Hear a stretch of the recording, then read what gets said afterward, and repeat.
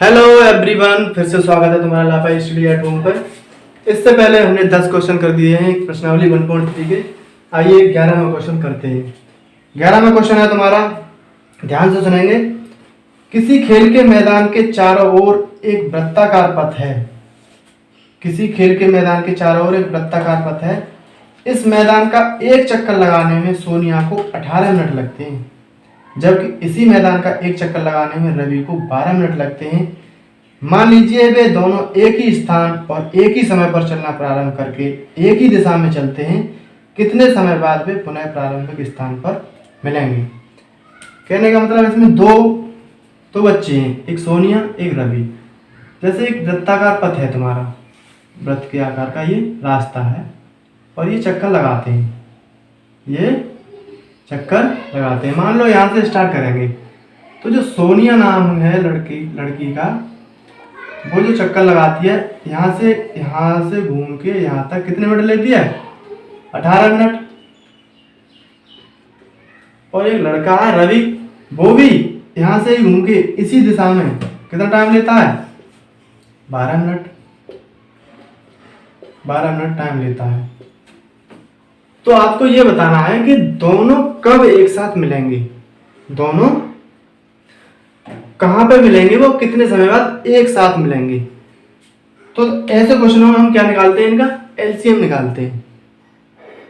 LCM निकालते हैं क्योंकि एलसीएम जो होता है, जो लासा होता है, वो हमारी एक ऐसी संख्या होती है जिसमें जो हमारे ये 18 मिनट और 12 मिनट दोनों नंबर हैं। अगर इनका तुम एलसीएम निकालोगे तो जो एलसीएम आएगा उनमें इन दोनों का गुणनफल तो होगा, ये दोनों उसमें उपस्थिति तो होंगे। तो 12 और 18 का एलसीएम निकाल लेते हैं।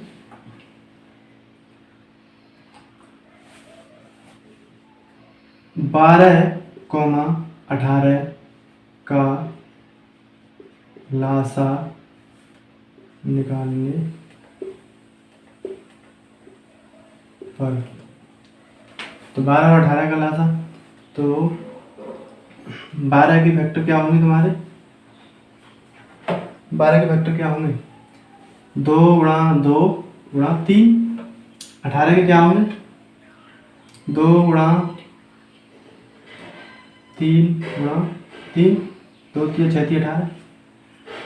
एलसीएम निकालना है। एलसीएम में आपको मैंने बताया था कि एलसीएम वो होता है, इसको ऐसे भी लिख सकते हैं, 2 का वर्ग इंटू 3, इसको लिख सकते हैं 2 गुणा 3 का वर्ग। एलसीएम में जो सबसे बड़ी घात होती है उन सबको लिखते हैं, बड़ी वाली घात को, बड़ी वाली घात को। तो इसमें बड़ी वाली घात कितनी है? 2 की पावर 2, और इसमें बड़ी वाली घात कितनी है? 3 की पावर 2। कितना होगा? 4 गुणा 9 36। अतः सोनिया व रवि पुनः 36 मिनट बाद प्रारंभिक स्थान पर मिलेंगे। ठीक है, हो गया। नेक्स्ट क्वेश्चन तुम्हारा 12 में।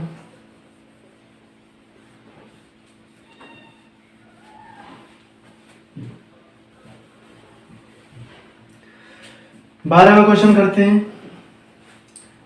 इस चैप्टर में तुम्हारे में वो ये कभी लासा निकालना है और कभी मासा निकालना है, वो बहुत ही सिंपल है। 12 क्वेश्चन क्या है तुम्हारा? 12वां क्वेश्चन है, इंग्लिश हिंदी तथा गणित की पुस्तकों को 3 स्तंभों में इस प्रकार से रखना है कि विषय की सभी पुस्तकें समान ऊंचाई के स्तंभ में रखी जानी हैं। इंग्लिश की पुस्तकों की संख्या 96, हिंदी की पुस्तकों की संख्या 240 तथा गणित की पुस्तकों की संख्या 336 है। यदि यह मान लिया जाए कि पुस्तकें समान मोटाई की हैं तो इंग्लिश, हिंदी तथा गणित की पुस्तकों के स्तंभों की संख्या ज्ञात कीजिए। तो क्या क्या दिया है इसमें? दिया है इंग्लिश की पुस्तकें कितनी है? इंग्लिश की 96 पुस्तकें हैं। इंग्लिश की 96 पुस्तकें हैं।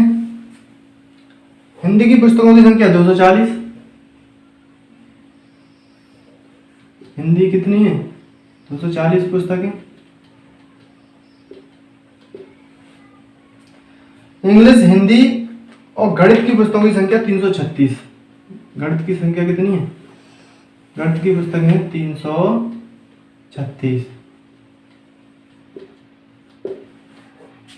क्या करना है कि इनके समान समान ऊंचाई के स्तंभ बनाने हैं। मतलब उनमें जैसे ये स्तंभ है, ये इतना ऊंचा है इंग्लिश का, इतना ही ऊंचा बनना चाहिए हमारा हिंदी का, इतना ही ऊंचा बनना चाहिए किसका?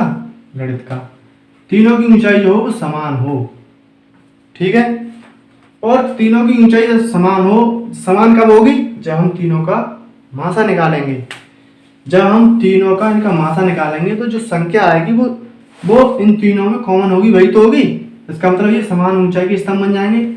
उसके बाद भी आपको ये पता करना है कि इनमें पुस्तकों की संख्या कितनी है। जैसे ये इसमें पुस्तकें लगी होंगी तुम्हारी, इसमें जैसे ये इंग्लिश का स्तंभ है और समान ऊंचाई के तीन होते, गणित का, इंग्लिश का, हिंदी का।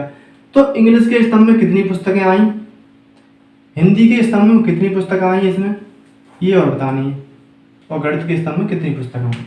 तो पहले तो इनका निकालना है मासा। मासा निकालने के लिए आप चाहे तो तीनों का अलग अलग वर्गीकरण कर लीजिए, या फिर तुम्हारी जो एल्गोरिथम है उससे कर लो। तो कर लेते हैं। जैसे 96 को ऐसे लिख लो, ऐसे ही कर लो अलग अलग। 2 से काटो, कितना होगा? 2 चौक 8, 2 अट्ठे 16, 2 से 24 बार, 2 से 12 बार, 2 से 6, 2 से 3 और 3 से 1। तो 96 के क्या आ गए तुम्हारे? 2 इंटू 2 इंटू 1 2 3 4 5 बार लिख लो।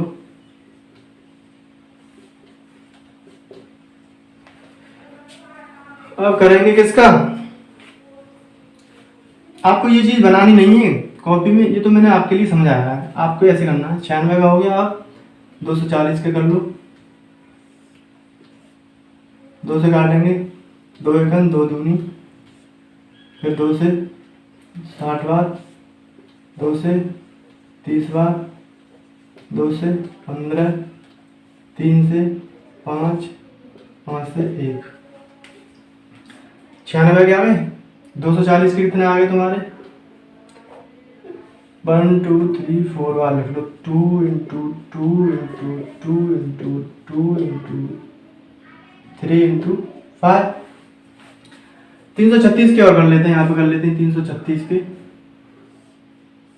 2 से काटेंगे इसे, 2 एकम 2, 2 छक्के 12, 2 अट्ठे 16, फिर 2 से